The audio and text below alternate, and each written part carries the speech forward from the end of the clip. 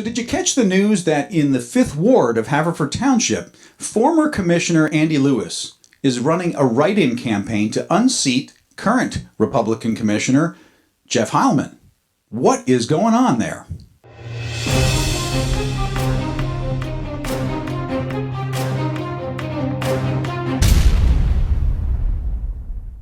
The title of reporter Mari A. Schaefer's piece in Saturday's Inquirer read, "Democrats Rejoice at GOP Spat in Haverford Township." Well, I'm the Democratic candidate for commissioner in the 7th Ward in Haverford Township, and I am not rejoicing.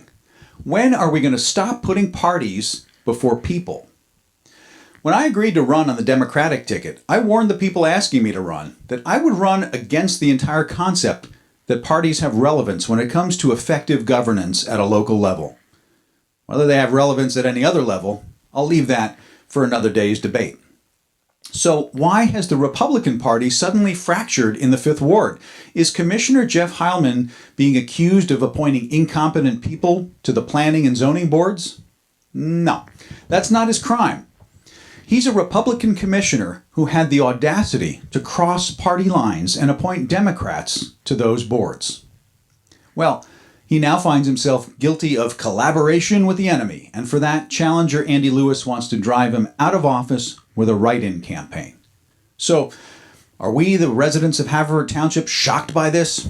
Well, how could we be?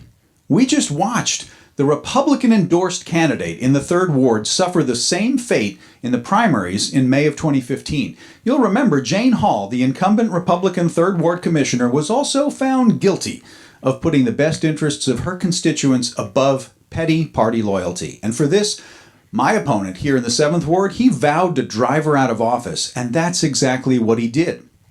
In a power play that had nothing to do with what's good for our residents, Haverford's 7th Ward Republican Commissioner Jimmy McGarity handpicked his own challenger to run against 3rd Ward Republican Commissioner Jane Hall. McGarity boasted about managing the campaign of his champion, Bob McCrate. And a review of campaign finance reports indicates that McGarity also significantly funded McCrate's campaign. The result is that Jane Hall, who by the way is the only woman on the Board of Commissioners, was defeated in the primary.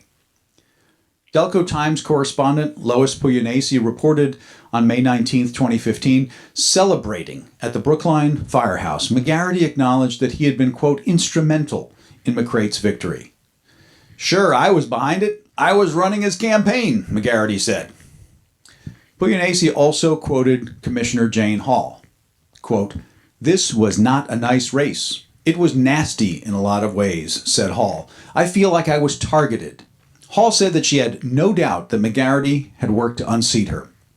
Hall went so far as to describe McGarity as a bully. Again, what was Commissioner Hall's crime? Was she failing to represent her constituents? Was she making bad decisions about the township? No, she just didn't pass Mr. McGarity's personal loyalty test for the party. And so it goes. From local politics all the way to the highest levels of our federal government, the word compromise in the name of moving issues forward has come to be defined as collaboration with the enemy, a crime punishable by the political death penalty. Well, it's long past time for voters to stop accepting the gridlock created by politicians who put party loyalty before the best interests of the people that they were elected to represent. We don't elect public officials to represent only the constituents registered with their party.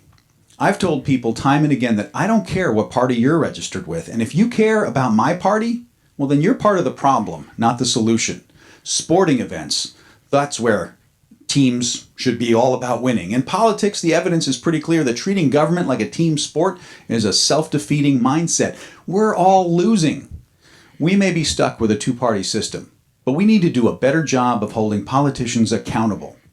They may have to play for one team or the other to get elected, but once elected, voters need to hold those elected officials accountable and ensure that they represent the entirety of the ward or the county or the state that they've been elected to represent. Voters need to demand compromise. It's not a bad word. It's how things get done. It's how issues are advanced one step at a time. Winner take all, that mindset means that we are all losers. And petty backroom power plays, that ensures that we stay that way. So if you're tired of party politics being put before your interests, then please show up on Tuesday, November 3rd, and vote for change. I'll see you at the polls.